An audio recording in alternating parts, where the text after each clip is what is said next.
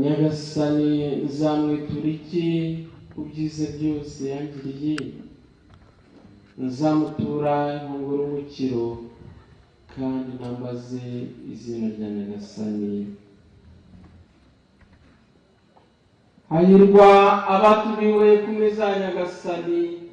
dore ntama w'Imana, dore Yesu Kristo ukiza ibyaha by'abantu.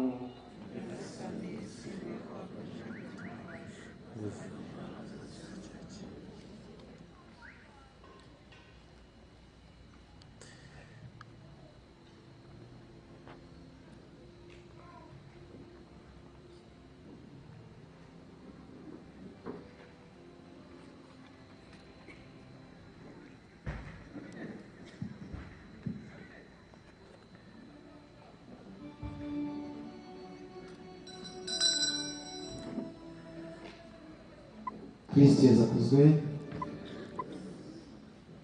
Turi mu gutura, navuze ko tugiye gutura umugati na divayi nk'ituro rikuru. ubu rero icyari umugati cyahindutse umubiri wa Kristo, icyari divayi cyabaye amaraso ya Kristo.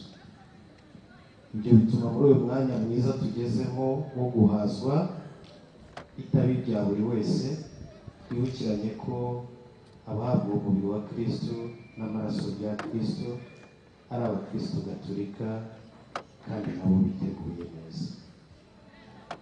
korana yakomeza idufashe mu ndirimbo natwe tuzirikana uwo tugiye guhabwa.